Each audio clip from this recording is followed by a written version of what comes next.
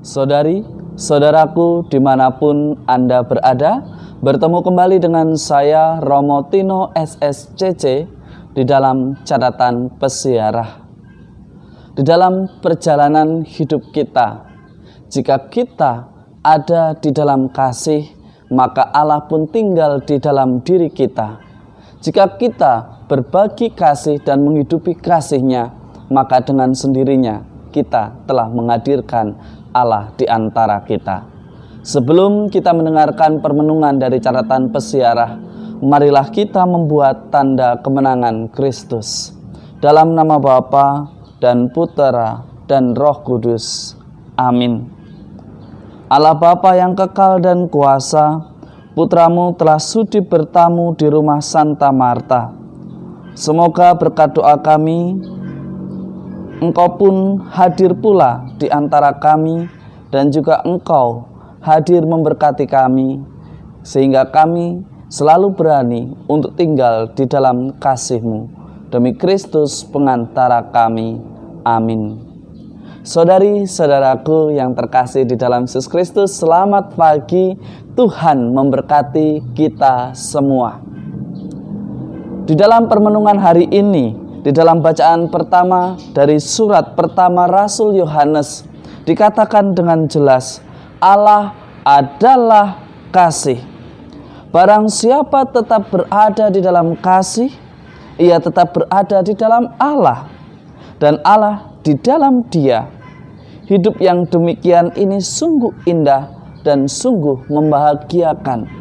Ciri-ciri orang yang tinggal bersama dengan Allah dan membiarkan Allah tinggal di dalam dirinya, ketika seseorang itu selalu berbuat berdasarkan kasih. Artinya bagaimana? Berbuat berdasarkan suara hati kita. Seringkali kita hidup bukan berdasarkan kasih, tetapi berdasarkan apa yang kita mau, apa yang kita pikirkan, dan apa yang baik menurut ego kita. Kita tidak mau menurut apa yang baik secara objektivitas bersama, apa yang dikehendaki Tuhan. Seringkali kita lebih mendahulukan apa yang menjadi ego kita, apa yang menjadi keinginan kita. Saudari-saudaraku yang terkasih, jelas dikatakan kalau kita mengaku sebagai murid Kristus, mengaku Allah tinggal di dalam diri kita, maka mestinya kita di dalam keseharian kita selalu membiarkan dan mendengarkan suara hati kita di dalam setiap langkah yang kita ambil. Jangan kita hidup berdasarkan apa yang kita lihat, apa yang kita pikirkan, dan apa yang kita pandang, tetapi apa kata hati kita, sehingga benar-benar di setiap langkah dan perbuatan kita membiarkan nama Allah semakin dimuliakan. Saudari-saudaraku yang terkasih di dalam Yesus Kristus,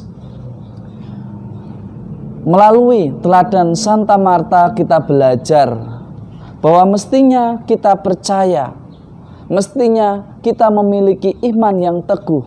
Jangan kita mengatakan bahwa Tuhan, aku tahu bahwa Engkau akan selalu memberikan kehidupan kekal kepada kami.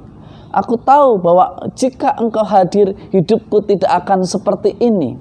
Seringkali kita seperti Marta, dengan mudah menghakimi, dengan mudah mengkambing hitamkan Tuhan, dengan mudah menyalahkan Tuhan dan sesama kita. Tetapi pertanyaannya, apakah ada iman? Apakah ada kepercayaan dari sisi kita sebagai manusia? Seringkali kita lebih mudah menghakimi, menuduh. Tetapi hari ini yang diminta oleh Yesus kepada kita semua ialah percaya. Cukup. Hanya cukup percaya dan lihatlah apa yang dilakukan oleh Yesus.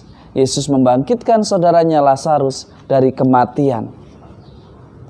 Seringkali kita lebih mudah untuk menghakimi. Belum mulai sesuatu, belum dimulai yang baik, belum orang itu berbuat yang baik, kita sudah komentar duluan yang membunuh inisiatif yang kreatif dan baik itu. Kita mesti belajar untuk lebih belajar banyak berdiam, banyak berbicara tentang iman. Artinya di dalam hidup kita mencerminkan benar-benar bahwa kita adalah orang beriman. Jangan hanya sebatas mulut kita mengatakan iman kita, tetapi pada perbuatan. Jelas dikatakan oleh Yesus, "Akulah kebangkitan dan hidup. Barang siapa percaya kepadaku, ia akan hidup walaupun sudah mati." Tegas, dan kita pun paham mestinya. Yesus sudah mengatakan, "Akulah kebangkitan dan hidup." Jika kita mengaku sebagai murid Kristus, mestinya kita percaya. Jangan hanya bisanya menyalahkan. Seringkali di dalam hidup kita mengatakan, "Aku percaya padamu," tapi aku stalking HP-mu. Tapi aku mencari tahu kesalahanmu di dalam sosial mediamu.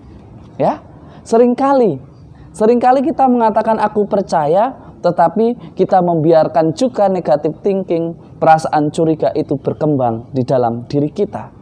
Mestinya kita belajar melihat bahwa setiap orang selalu mengalami proses perubahan ke arah yang lebih baik. Itu harapannya. Maka kita pun mestinya juga menilai seseorang berdasarkan perkembangan, bukan berdasarkan blueprint atau masa lalu yang pernah kita alami bersama. Tetapi mari kita belajar melihat ke depan apa yang baik menurut rencana Tuhan. Semoga berkat Tuhan selalu melimpah dan melindungi serta memberkati kita semua, Bapa, Putra, dan Roh Kudus. Amin. Saudari-saudaraku yang terkasih, di dalam hidup janganlah takut untuk percaya kepada Tuhan, karena di dalam Tuhan ada kebangkitan dan kehidupan. Di dalam Tuhan ada kebenaran dan juga berkat.